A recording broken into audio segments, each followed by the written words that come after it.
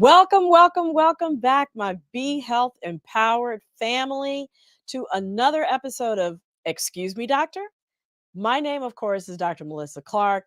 Please call me Dr. Mel. I am delighted to be back here with you again this week to talk about the topics that empower you when it comes to your health and make sure that you have the information that you need to make wise health decisions, not just for yourself, but also for your family as well as your community. So, thanks for tuning in to Excuse Me, Doctor, on any of the platforms that you might be listening on. If you're on Facebook, though, please go ahead and hit that like button. And if you are on YouTube, please hit that subscribe button. We really appreciate you for it. And another really important reminder, we're here for you to make sure you get your questions answered. So please go ahead and put your questions in the chat because we want to hear from you. And of course, the way that we hear from you is through our incredible producer, co host, Mr. Wayne Bruce. I couldn't do it without him. Please come on and join me in the studio. And let's help everybody create an amazing week for themselves with all the health stuff we're going to cover today. Okay, Dr. Mel, you had like extra stuff to say when I came on screen. And well, that's because you're really special. stealing my screen time. I only got like I only have a few minutes, Dr. Mel. You're stealing my screen time. All right. I suggest Well, everybody put in the comments, please don't steal Wayne's screen time.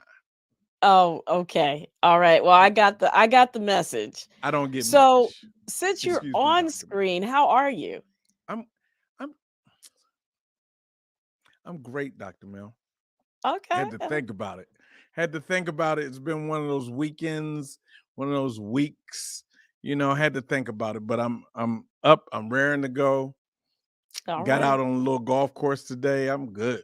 Oh, you good. All right. So you are all ready to talk about this topic that we're covering tonight. I am ready to talk about the topic. I'm ready. I'm excited about today's guest. I'm ready to talk about healthcare. And I'm ready to talk about insurance. It's almost, see, my people are chiming in. Please don't steal Wayne's screen time because they know. See? So look, so we're going to talk about healthcare, insurance, because for a lot of people, open season is coming up, right? Oh, open enrollment. As opposed to open season. Yeah, open enrollment. I'm talking about around the corner. Right. Open enrollment is just around the corner. And this is really, I'm just setting everybody up. This is a 2-part series, right? Exactly. Yeah. So we're going to cover Medicare and Medicaid tonight, which are the government's ways for us to get health insurance. And we're going to talk about the difference because everybody, a lot of people mix them up.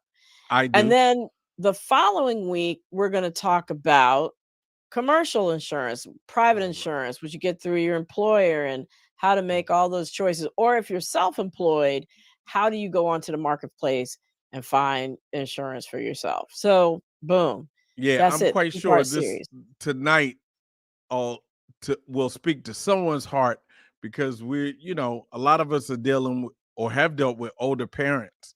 Yeah. As far as, and I couldn't tell you today what Medicare or Medicaid is today. And I dealt with 2 elderly parents for a while. I was a caretaker for a while. Right. So I couldn't tell you what is different. So I'm so excited that we have somebody to explain that to me and all the many people listening and watching on our platforms. So now is a time to stop and share this episode with all the people you know who could benefit from it, because we're talking Medicaid and Medicare tonight. I know y'all know somebody who's over 65 or caring for somebody over 65, or who, because of their income, needs to have some sort of option to get insurance. Right. And that would be Medicaid. So share it right now. We're going to give you time to do that because we're about to go into. Oh, you wanted me to lead in with that? We're about to go into. That's my line. You are stealing my lines now. Lord, here we go. We're about to go into, Dr. Bill, we're about to go into What y'all think? There you go. So you are on mute, but we are into what y'all think. Yes, Dr. Mel, absolutely. I didn't mean to be There you on go. mute. What All right. what what do y'all think? Dr. Mel, read the what do y'all think topic. Are you cool with your children or grandchildren playing tackle football, whether it's youth league or high school, or not at all? So, what do y'all think about that? Yeah, I want to know. I want to know. And a little bit of background as you're thinking about it. So, there was a recent study published in JAMA Neurology that has added more concerns about CTE in younger adults or younger athletes exposed to repeated head injury through contact sports. CTE, of course, stands for chronic traumatic encephalopathy, which means, repeated blows to the head, traumatic brain injury. That is a cause of dementia. And traumatic brain injuries also include concussions as well. So, what they published a study of athletes who had unfortunately died before the age of 30, most often either from suicide or overdose. And they looked at their brains, and it showed that 41% of the 153 people already had CTE. They were under 30. Wow. So, and it was a bunch of different sports: football, ice hockey, soccer, rugby, wrestling. And what makes it not clear cut is that symptoms like depression, apathy, impulsiveness, indecisiveness were present in both the individuals who had CTE and those who didn't, indicating that those kinds of symptoms have multiple causes. It's not just the blows to the head and the concussion. However, they did see the physical signs of CTE in 41% of these young Wow. people who were athletes and had played contact sports. But the study confirms that CTE can occur even in young athletes exposed to repetitive uh, head treatments, right? Head impact, Head yeah, impacts, right? yeah. That's the scary part. So knowing this, so knowing all this, what y'all think? You gonna let your kids, your grandkids play football, soccer? I mean, where they're heading the ball, ice hockey, even with a little helmet slammed into a guardrail or slammed into the guard wall. Uh, what y'all think? We want to hear from y'all. Right. So And if you're on the watching flip us, side, if you're watching us live, if you're right, watching us live, put your comments in our chat on that. right, For those who are watching later, you'll find out what they think, what everybody thinks. right. And I'm sure people are going to talk about the benefits of team sports, which is really important. So I really want to hear what folks are going to say. So Yeah, cool. So, Dr. Mel, we're gonna come back to what y'all think shortly. Put it in the yes, comments. I need all my Dr. Mel family, our Be Health Empower family to put it in the comments. Here we go. Now on to the recap. So, the week that was in health care and wellness, Dr. Mel, yes. new COVID boosters. First of all, COVID is like out of control right now, everywhere. I'm sorry, we're dating this, but right this minute, COVID is out of control. Well, it's the summer surge. Summer It's surge. summer surge. Aren't we Yeah. over the? We're going into the fall. And actually the surge is coming down. Okay, it's coming now. Just Hmm. everybody I know has gotten it. So Yeah. there's a no new COVID vaccine boosters available. Who should get them, Doctor Mel? Well, these updated vaccines are targeting the more recent variants, the XBB.1.5, et cetera, the BA.2.2.86. Um, and the recommendation is that everybody over 6 months old, can get a booster. So if you're 6 months to 4 years, you should first get your initial series. That was the 2 doses of Moderna or 3 doses of Pfizer. And at least one of those doses should be the new updated one, right? Okay. And now if you're 5 and above, you can just start off with the booster, even if you've never had a vaccine before. Um, and it's important to note that it's important still to immunize kids because of the ones that end up in the hospital, 75% of infants hospitalized have no underlying medical condition. Wow. And for kids 5 to 11, it's about 25% of them have no underlying health conditions. So you can't just rely on the fact that your child is healthy and so therefore they don't need a COVID booster. Um, and of course, for people over 65, it's mandatory, or if you're immune compromised or have underlying health conditions, also really important to get vaccinated. And they're free. They are free. And I was in a store today trying to get vaccine boosted, and luckily they had uh no boosters. They had run through Luckily, their, they had no boosters. I mean, for other people. I'm gonna get mine in the Oh, morning though. I'm not oh, playing okay. around. I'm Gotcha, playing with gotcha. it, Dr. Mill. What are All those right. recommendations again? If you're 6 months old and over, you Okay, can get a booster. fantastic. So they're also giving free COVID tests again. What does that mean again? So you can go to covid.gov, put in your address, get 4 free COVID tests shipped to your house. And and if you're negative with a home test, that means you don't have COVID, right? No, that is not what it means. Now, if the home test comes up positive, that Mhm. means you have COVID and you're likely to be contagious. But a negative test means one of 3 things: that you either have COVID, but it's too soon for the rapid test to detect. You just don't have enough virus in your body yet. Mhm.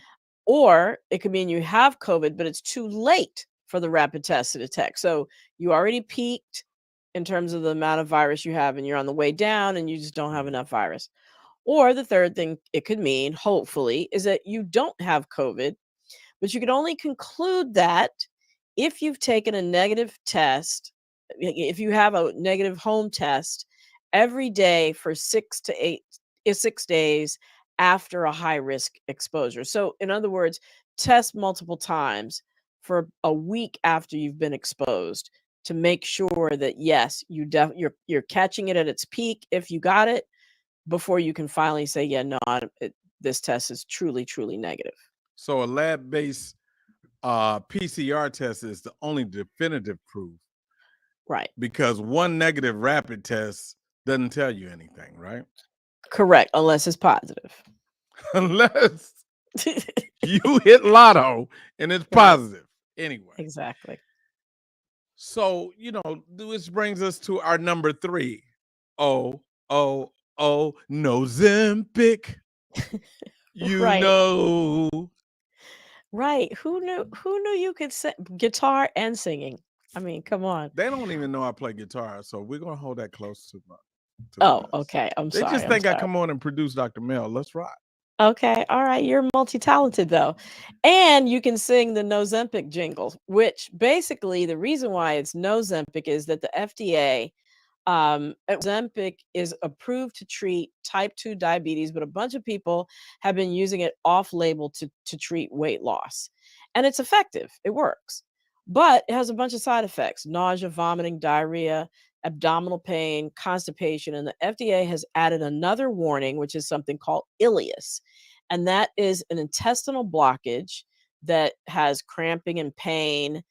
You can't have bowel movements, might get bloated, you might vomit. So they added that warning to Ozempic. And in addition, people are also finding too that if you take it for cosmetic weight loss, you just want to, lose some weight loss because you go into the high school reunion or whatever, you know, you don't have serious obesity or some underlying health condition, Yeah. uh, that when you stop it, the weight comes right back. So again, a bunch of reasons to not take it just for cosmetic reasons. Yeah. Yeah. We have one of our listeners and watchers says, "Oh, you lose weight if you're constantly regurgitating, throwing up. You're gonna lose some And weight that would be somehow." correct. That That would would be be correct. correct. So look, you want to hear? Let's go back. Let's go back to To the to what y'all think? what What do y'all y'all think. think? What y'all think? That cracks me up. That cracks I me know. up. So we I'm scouring through the comments, and we have a Willie Carrington, and Willie says, "Nope, we know better now. We didn't know years ago. There's no excuse now." So it sounds like he's not letting his kids or grandkids play tackle football. Yeah, I think okay. All right. I mean, we didn't know when we were coming up. We were playing with leather helmets. There's a lot of things we didn't know. We We didn't we wear we played didn't wear tackle seatbelts. football almost We on put babies in the concrete. front seat. Right. There's a whole lot of Concrete stuff was we out of did. bounds. Like, Right. oh, you got bumped out of bounds on your head on the concrete. Anyway, Right. Yvonne Smith says, not for people I like or love to do their football or other sports. Not for her or the people she likes or love. Mhm. There are other sports. She says there are other sports. So there Yes, you there have are. it. All People don't right. want to do it. All right, Dr. Mel. Wow. All right. Well, thanks, fam, for the comments. Thanks, Wayne, for sharing them with us. And we are now going to go into our show, which is Insurance 101. Um, roughly 1 in 3 Americans are covered by either Medicare or Medicaid. But who's eligible? Um, and what are they? What do they cover? What is Medicare Advantage? I mean, we see a lot of commercials for that. Does it mean that you are at a disadvantage if you don't have it? So we have questions, but we have the perfect guest to help us answer them. And his name is Daniel Wilson. He is the Director of Marketing and Outreach for a managed care organization. He is a Medicare and Medicaid expert. He has more than 17 years of professional federal advocacy experience. And for his many leadership roles in the area of aging, he's been recognized by Next Avenue as one of the top 50 influencers in aging. Welcome, Daniel. Thank you so much for joining us. And we're gonna have to get your audio together. Thank you so much, There we Dr. go. Clark. So good to be All here this right. evening. Dr. Thanks. So glad you're here. And we're gonna jump right into it because, like I said, we got questions. So, first off, what is the difference between Medicare and Medicaid? Absolutely. Really simply put, Medicare is a federal health insurance program. Medicaid is administered by the states, but also funded jointly by the federal government. So when you look at it, you look at Medicare as the federal component, Medicaid as the state component. Okay. And let's start with Medicaid. Mhm. Who is eligible for Medicaid? Sure. Yeah, those who are eligible for Medicaid are typically your low income families, individuals, including children, parents, pregnant women, seniors, and typically individuals who are living with a disability. Okay, that is really helpful. And I know one statistic when it comes to pregnant women, I think something like 40 to 60% of all births in the United States are covered are covered by Medicaid at the I've time heard of birth, that the mom has Medicaid as her main insurance. So that's quite a bit. Now you said Medicaid is run by the state. So if I Mhm. move from one state to another, I might not be eligible if, based You're on my correct. income. You are correct. Every state has their own qualifications in which you would be deemed eligible. So it's really important. I know a lot of times family members ending up having to move across state lines to be with other family members, that they really need to check their eligibility in the area that they're moving to ensure that they'll be eligible.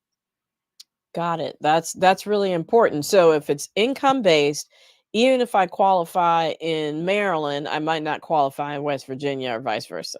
Right. Correct. Correct. Now, what what is good in terms of Medicaid in terms of what it covers? What can I expect to get help with in terms of my insurance? Does it cover mental health, for example? Physical health? What does it cover? So it can. So depending on the state and what they decide, what we call as carve-ins, it can cover behavioral health. Um, if you are an individual who is dually eligible, we call those the D SNPs. You're typically going to get more coverage. You're going to cover behavioral health. You may get some dental. You may get some vision. You actually may get some hearing. And what I mean by hearing is the technology or the actual component of the hearing aid that will be covered Okay. under those products. So when you say dual eligible, what does that Mhm. mean? Sure, that means that someone who is eligible for both Medicare and Medicaid, which means they meet an age requirement and they may be living with a disability Mhm. and they meet the income threshold and asset Okay. threshold as well. Okay. But if I don't meet any of those things and I'm just a 35-year-old person who is pregnant or low income and I Mhm. can't afford, health insurance otherwise, and I just have straight Medicaid, I can expect what? You can expect to get just what you would get from your normal private health insurance companies. And in many states, they actually contract with private health insurance companies such as Blue Cross Blue Shield, United Healthcare, Aetna, Okay. and they actually administer the Medicaid program. And Okay. in many instances, I'd like to say, sometimes the benefits under Medicaid are richer than Mhm. those sometimes in private health insurance for you and I that pay privately. That's good to know.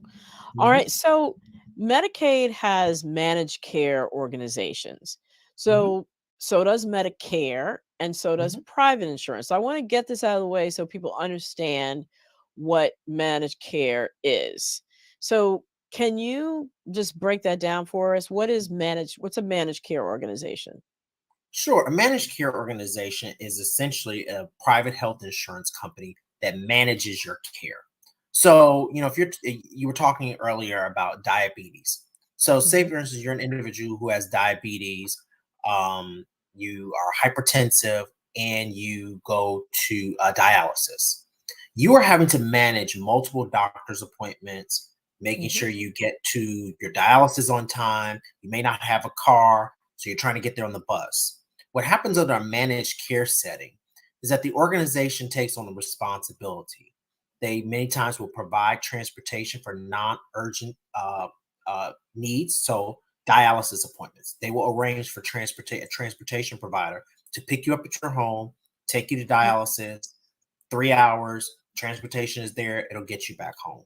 They also will figure out if you're food insecure. Do you need fresh fruits and vegetables? They may refer you to a local farmer's market where you may have benefits. In many instances, an individual is assigned a case manager or care manager or Hmm. care navigator that helps them to manage all of those doctor's appointments. So that's what we really mean by managed care. The organization is literally managing your care of your health Okay. care. All right. Now, do they ever take away your choices though, in terms of, let's say I want to go to a specialist at, a fancy hospital. Um, uh, might managed care limit my options, or So is it's it going to be all upside? absolutely. So it's going to be just like your private insurance. Your doctor has to be in the network. If you're with a private health insurance company, Okay. you need to call and find out if the doctor accepts that private health insurance company, because you want to make sure that if you've been going to a particular physician or specialist for a number of years and you really like them, that they're in network. So that way you're not receiving bills that you're then responsible for. That's really important to know. Um, do insurance companies ever make an exception? Let's say you have a relationship with a doctor, it's been going great, but they're not a network. Can you ask to see if your insurance company will add that doctor to the network? You can actually, and many insurance companies sometimes ask for that because they want to make sure that they have a broad network. Hmm. And sometimes there are exceptions if there's not an individual or specialist in your area, or in some areas where individuals seek care across state lines, that there are Hmm. exceptions where that person can be carved into that network so that they're out of network, but you aren't being charged for out of network expenses. Got it. Okay. All right. So that's Medicaid. We know that it's for individuals with lower income, pregnant women, um, and There's managed care under it. It's run by the states. You have to know the eligibility requirements for that state that you're in, etc. But Mhm. it covers basically everything that private insurance does. Absolutely. And All sometimes right. more. And sometimes more. Right. Absolutely. Exactly. So now let's go to Medicare. You said that Yes. that's run by the federal government. So Yes. no matter where you live in the United States, Medicare is Medicare, right? Correct. Correct. Okay. But there's still some confusing things going on with it. So let's start with the alphabet soup, right? Yes. Medicare A, B, C, and D. I'm sure we've seen the commercials and all that kind of stuff. So let's start with A and B. What is Medicare A and Medicare B? Sure. So Medicare A covers all of your inpatient hospital stays, your care in a skilled nursing facility. Typically, if you come from a hospital setting and you have to go into a skilled care facility for 30 days, 60 days, 90 days, that's your reimbursement there. It also covers for hospice and then some home health care. So Okay. that's your A. Your Part B is going to cover your doctor's visits. Also, some outpatient care. If you need outpatient surgery. Also, it's going to cover some of your medical supplies, your durable medical equipment, incontinence supplies, and your preventative services. Okay. That's good to know. And we didn't specifically say Medicare is for people 65 and older Correct. or for individuals who have a disability. What are some examples of disabilities that would qualify you for Medicare? So, actually, end-stage renal failure is one Okay. that will So qualify kidney failure. you. Yeah. Uh-huh. Exactly. That's one of the top ones that will qualify you. Got you. Okay. What if I've been in a car accident or I've been shot and I, lose my facility, my ability to walk, for example? Would that something like that be covered? It would be, yes. But Okay. depending on your age, then you may qualify through Medicaid. Right. Got it. So that's where it gets tricky, where the age and all of that comes into play in terms of a disability. So who makes those determinations? There's a calculator that's used, and so CMS, the Centers for Medicare and Medicaid Services, make those determinations in terms of what is deemed a qualifying health condition, Mhm. in terms of what is deemed as a disability.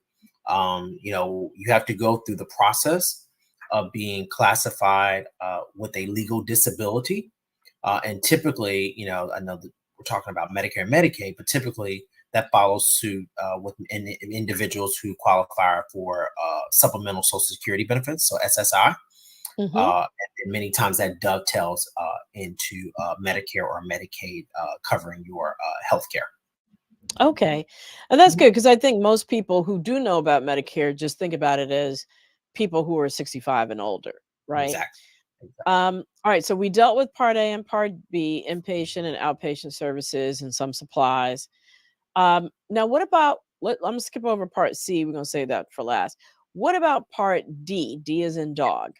Yes, yes, yes. So Part D is very interesting. Uh, Part D covers your prescription drugs. I was a lobbyist at the time in 2006 when Okay. actually 2003 when the Medicare Under prescription drug benefit was introduced under the Bush, right? administration. Absolutely. Yeah. And that was a fight that many of us fought to Mhm. ensure that seniors were able and individuals living with a disability were able to be covered and ensure that the prescription drugs were covered. Yeah, which was Mhm. major because we know that some prescriptions can be like a whole paycheck a month. So Absolutely. that Medicare Part D is really important to make sure that people over 65 who are on a fixed income or disabled can afford their medications. All right, Absolutely. so Absolutely. we got ABD covered. Now let's go to C. Hmm. Um, but before we go to C, well, actually, I'll save that for later. Let's go to C. That's also known as Medicare Advantage, right? Hmm. Okay. And I know we're about to see a ton of commercials. I think they probably already started for choosing a Medicare Advantage plan, which is essentially managed care for Medicare. So, Absolutely. what do we need to know for ourselves or to help our parents choose if they want a Medicare Advantage plan or Part C, or if they're just happy with parts A, B, and D? So I really think it boils down to what are your health conditions. If you're an individual who needs to see specialists, I would recommend a Medicare Advantage plan. If you're an individual who wears eyeglasses, and we know you have to go in every year or every other year to get your eyeglass prescriptions updated. Mhm. If you're an individual who has dentures and you need to go to the dentist often, Medicare Advantage can be helpful. If you're an individual who has a hearing aid, Medicare Advantage can be helpful, because what Medicare Advantage does, it's an additional layer of services supports that traditional Medicare does not cover. Okay. So I really talk to families around, if you're someone who's, in great health, you just go to see your doctor every 6 months just for your normal routine. You're not having to see any specialists. You're not managing multiple chronic conditions. Medicare's fine. Your Mhm. A, B, and D are going to be fine.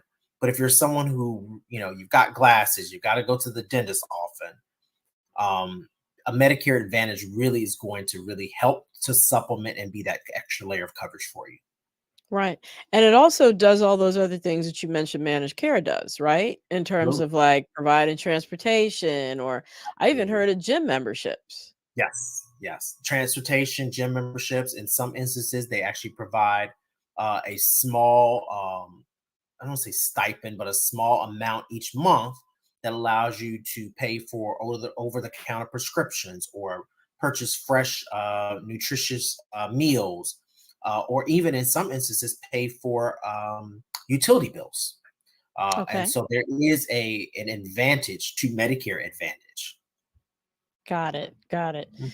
So now, um, what can I not expect Medicare to cover that might surprise people? Sure. So traditional Medicare again doesn't cover dental. There's no dental benefit under Medicare. And Okay. so again, that's where individuals have to then pick up, either pay out of pocket. Mhm. Some seniors have gotten very savvy, and I know here in the DC area, the Howard University School of Dentistry, the University of Maryland School of Dentistry, they offer reduced rates for seniors Mhm. and Yep. individuals who have a disability. But again, it's not going to cover dental. It's not going to cover vision. It does not actually cover hearing devices, but it actually covers the diagnostics to tell you Okay. that you need a hearing aid, but it does not cover the Right. device. So going to an audiologist, somebody who's going to test your hearing, it covers that, but not the Correct. hearing aid itself if you need Correct. one. Correct. Exactly. Got it. Exactly. What about if I end up in a nursing home or assisted living? Does it cover that? So Medicaid can cover long-term care and supports. Again, But each not state is Medicare? correct. Medicare does not cover. Because Medicare is people not considered normally federal. think, oh, if it's for people over 65, it probably covers that, but it definitely does not. Does not cover. Medicare does not cover. Medicare is not viewed as long-term care. Mhm. Medicaid has a component which is called your LTSS, which is your long-term care services supports arm. And Mhm. again, different states have different requirements, have different managed care organizations that may manage that LTSS component, which can either provide care in a skilled care facility, or Mhm. it may provide a benefit which allows for a home health care worker to be in the home with Okay. And just so you. everybody knows, a skilled facility is what most people call a nursing home, Exactly. as opposed to an assisted living where you don't have there's nobody there to help take care of your underlying health conditions. You're not getting nursing care. It's like an apartment with supports, right? Mhm, mhm. Um, so that's really helpful. Now, how does life change though if you mentioned the term dual eligible before. So you might be 65 or over, and you also qualify because you're low income. So you can get both Medicare and Medicaid. How do things change for you there? Sure. Yeah. So what happens is that your level of coverage may change, and so one of the things you look at is that um, individuals who have Medicare, if they retired and they have coverage through their employer, Hmm. Medicare is going to be your primary, and the supplement may be it's going to be your secondary. But as you transition over with age, Medicare again becomes your primary, but the Medicaid component picks up again those additional services and support. So it's going to pick up the home health care. It's going to Hmm. provide, given the managed care organization or the product that you're working with, it's going to provide, you know, hearing, vision, all those different accoutrements that are going to help you manage your care Hmm. in a very different way. Yeah, and that long-term care at home, the home supports, is has really progressed quite a bit because in some states you can actually be the person that hires an aide to come into your house, or Mhm. you could train a family member who then gets hired and reimbursed for the time that they care for your loved one. So if your loved one does qualify for Medicaid and they're over 65 and need or disabled and need help, look into that home health service benefit because it can really be helpful for families who are their loved one's primary caregiver. Absolutely. Absolutely. So now are there any well, let me go to this. We've talked about Medicare A, B, C, and D. We've Mhm. talked about Medicaid. We've talked about dual eligibles, right? So everybody has this vocabulary down. Mhm. What is a Medicare supplement plan? Yeah. Because I see those advertised on TV too. Absolutely. So a Medicare supplement is really like a Medigap policy for health insurance. So it's going to cover traditionally what original Medicare plan doesn't cover. So you can Hmm. almost look at it like an Advantage plan, but not really. So it Okay. picks up. So again, we call it Med Sup plans. And so again, it's one of those things where you have to really figure out, does traditional Medicare meet your needs? If you're someone Hmm. again who's healthy, we have a lot of individuals out there who are living their best healthy lives. Best lives. They don't And they're take part of our Be Health Empowered family. They're doing absolutely, everything that we talk about. absolutely. They're not on medications or minimal medications. They're not seeing any specialists, and so they may not need to look into getting um, a Medicare Advantage plan or Med Sup plan until they need it. But again, if Okay. you're someone who's managing, chronic diabetes, chronic hypertension, Hmm. you've got glaucoma, so you're making sure that your vision is intact, you're going to need that extra layer of coverage because you're going to go see specialists fairly often. Okay. Got it. Got it. Mhm. Now, even with all the wonderful information you've given us tonight, Daniel, are there additional free resources to help people walk through these decisions when they're sitting down with their mom or their dad or both and trying to figure out, you know, Medicare, Medicare Advantage, Medicare supplemental, dual eligible, or where can they go? Sure. So they can always go to the CMS website. They Mhm. have very helpful resources there. Organizations such as AARP have helpful information, but every state has what is called their SHIP, their State Health Insurance Assistance Program, and they Mhm. can call. They can actually speak to a live counselor who can help them really figure out and understand, is the coverage that they have what they need, Mhm. and are there other resources that may be available to them. You'd be surprised. Some states have very rich and robust benefits just based upon you being a resident of the state. And Right. so you really want to make sure that you're taking advantage of some of those benefits because you may not have to pay for them. Right. Right. And again, you're on a fixed income, every little bit counts.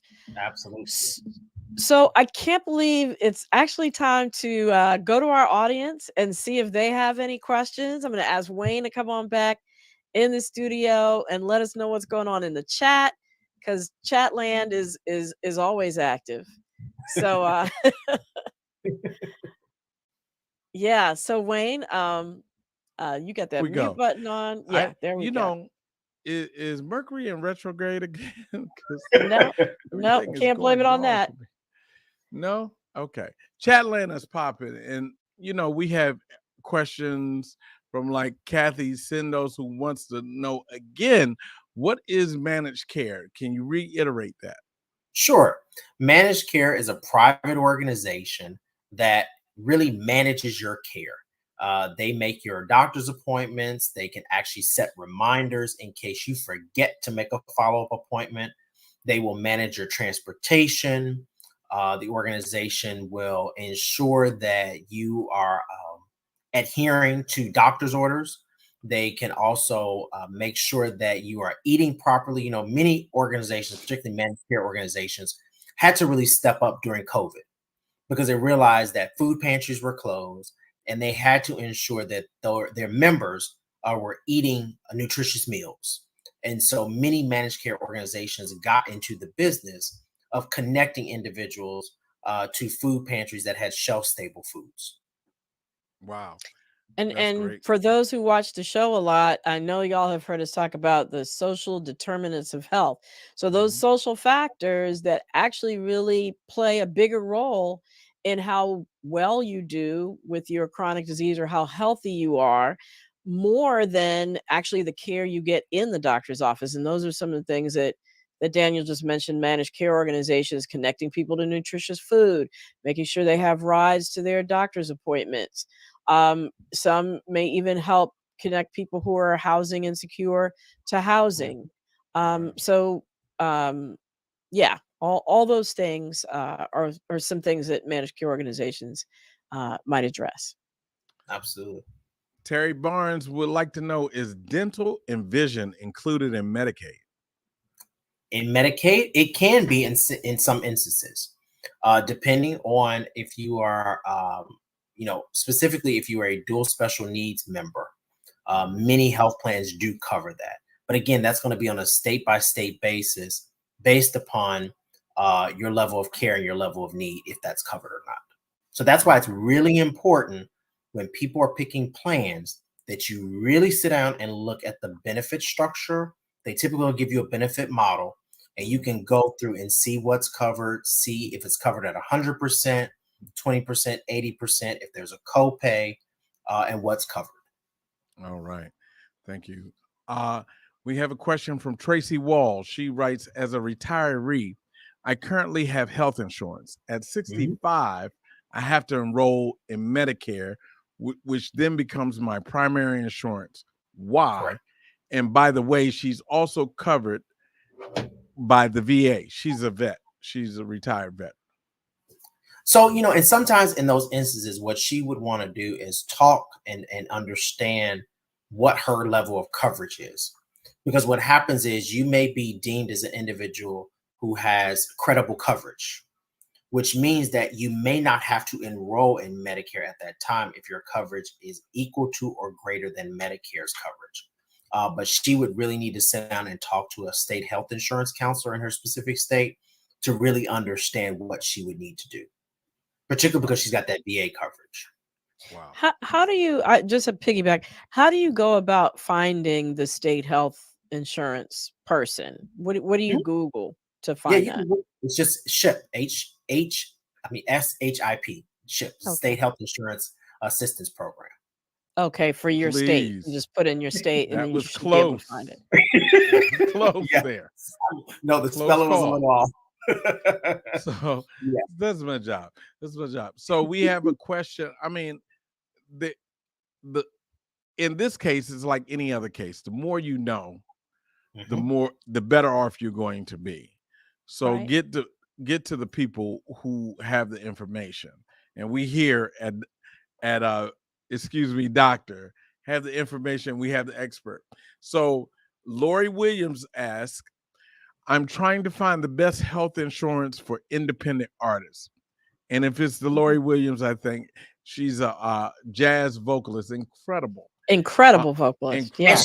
And Just- what college would Lori have gone to? I don't know, but She was somewhere, being lucky I at don't Hampton know, probably University some at little that teeny moment. college in Virginia.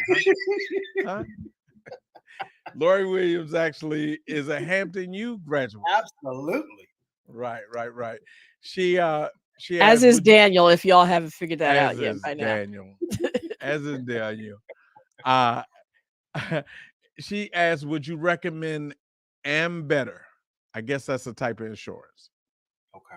So I'm not familiar with that type of that particular product, but I would say to go to healthcare.gov. That's a really useful tool that can really help you understand. Again, Lori, I know you wear glasses. Do you need to go to the optometrist, fairly often? I'm not sure about dental, about audiology, those type of things. So you really want to go down the list. I know they used to have sort of a benefits calculator that you could really plug in and see, what specialists and what products you need, and then it would sort of spit out to you what those recommended plans are. But again, a state like Georgia or California or Maryland, they have really specific products for residents of their state.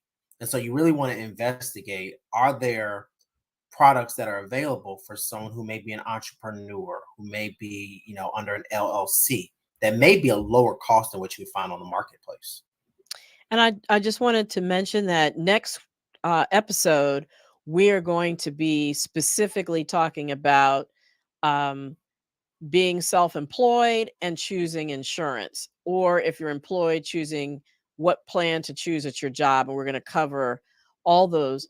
And the other thing I wanted to add too is also be careful of sort of bare bones health plans that might be, look very affordable up front, but they don't cover, you know, basic things, right? Like doctor's visits or emergency visits, and you don't realize it until you actually have to use it, and then they turn you down, which is why Daniel mentioned going to healthcare.gov, because those are vetted plans that provide the bare minimum that the Affordable Care Act said that they have to cover.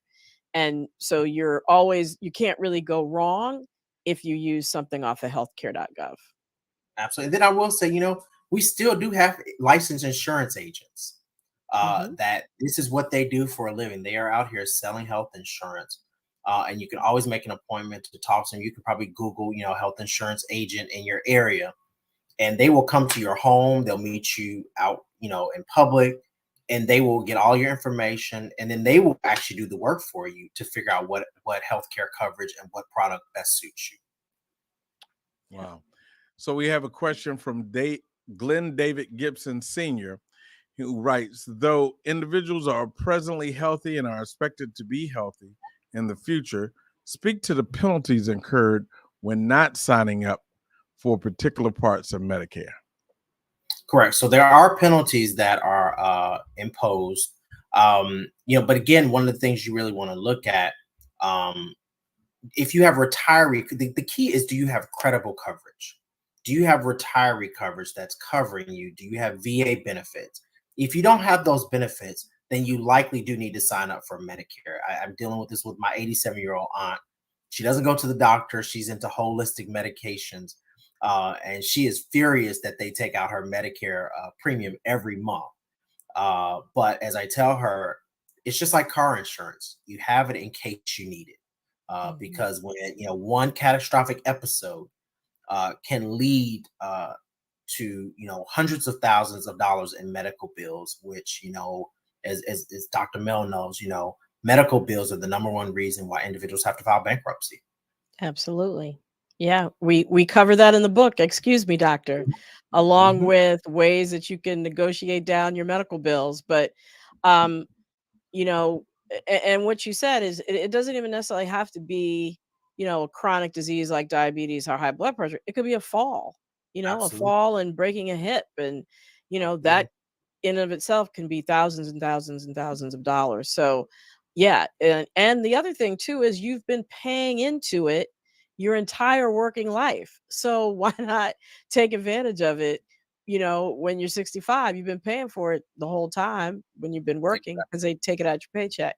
So Yvonne Smith writes, there's special help that pays the premium. Speak to that. Yeah. So depending on your assets and your income, there can be special help that's available that will pay your premium. But again, that's taken on a case by case basis. Again, depending on the state where you live, the products that are offered. But again, that's where a health insurance counselor can sit down with you and really go through that and understand, okay, this product actually works for you. Again, there are some products that provide incontinence supplies. They provide a personal response system, which is like, I've fallen, I can't get up. Provides bathroom supplies for getting out in and out of the bathtub. But again, those are specialized products that a health insurance counselor or a licensed insurance agent can sit down, look at your individual circumstance, and really recommend what product is going to be best for you. Okay. Karen Clay Beatty states, a lot of us out here fall between the cracks and we don't qualify for Medicaid. And with Medicare, there's still financial struggles if you need specialists, copays, long-term, etc. What are the best coverage scenario, advantage type plans for someone with pretty normal health profile, since Medicare does not pay for long-term health services? Yeah, so I can't recommend one product over the other, but again, I would recommend in those times that getting a Medicare Advantage plan or even getting a Med Sup plan really could be beneficial for you. There are a lot of products out there. I know that ARP has a product with United Healthcare. Um, there are a couple others, Aetna, Humana. They all have products. So you really have to sit down and look at, okay, what doctors am I going to? Who covers what? I mean, I think that's really the most important part. And if you have doctors that you've been going to for years that you're really comfortable with, you really want to call those doctors' offices and find out who's in your network. Because you don't want to pick a plan and then you go to your doctor and they're not in the network. And so now you're forced to find a new doctor or you're paying out of pocket. And then many times doctors' offices will actually recommend a plan that they've seen, pays well, covers majority of the benefits that they have to pay, and other customers or patients have found great success with. So calling your doctor and speaking to the nurse or the social worker or the case manager there can also be very beneficial.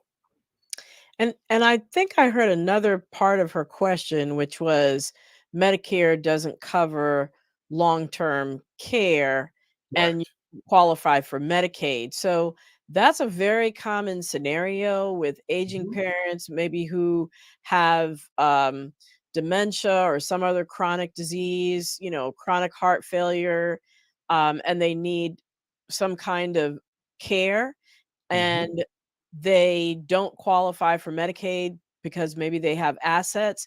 So there's this whole concept of having to spend down your assets so that you do eventually qualify for Medicaid.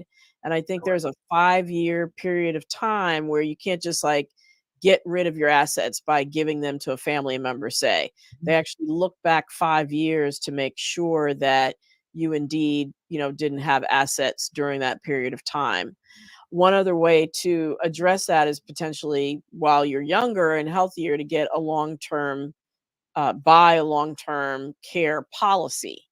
And Mhm. that also gives you some protection in terms of paying for long-term care if you need it at some point in your life. And Dr. Mel, I will want to say, one of the most important things I think that people have to take away is that we have to plan. Right. We're all going to, good Lord willing, we're all going to age at some point. And really putting your things in a trust early on helps to protect your assets so that you can pass them down to grandchildren, to children. And that trust also helps you to qualify for Medicaid and other services because those assets are protected. But again, you need to consult with an attorney who can walk you through those various programs and tools and vehicles. But it's also really important for you to talk about what is it that you want to happen. Should I Mhm. be not be able to communicate to my loved ones about my health care? Talking to them, doing an advanced healthcare directive so that your family really knows what is it the care that you want. Well said. Planning is key, communication is key. And I think, that is a place that unfortunately we're probably going to have to wrap up unless there's a burning question in the chat, Wayne. I'm taking that means no. Um, so yes, that is an excellent place, I think, to end. Excellent note. Thank you so much, Daniel, for that Thank you. incredible walkthrough of both Incredible. Medicaid and Medicare and a lot of the confusion, I think, that exists around it. And that's what we're here for. We're here to help people be health empowered. And I think this episode definitely did just that with all your words of wisdom. Thank you, Wayne, for you. bringing us all those excellent questions from the chat. Um, and of course, my Be Health Empowered family, you all always hit it out the park with your questions, your comments, your what y'all think. We appreciate you. And we're going to be back here, remember, with part 2. So make sure you tune in if you want more Insurance 101, but specifically next time about self-insurance, self-employed or employer covered insurance. How do you make those choices? So we're going to cover that next time. Remember, until I see you, be wise, be well, and be health empowered. Thanks so much for tuning in.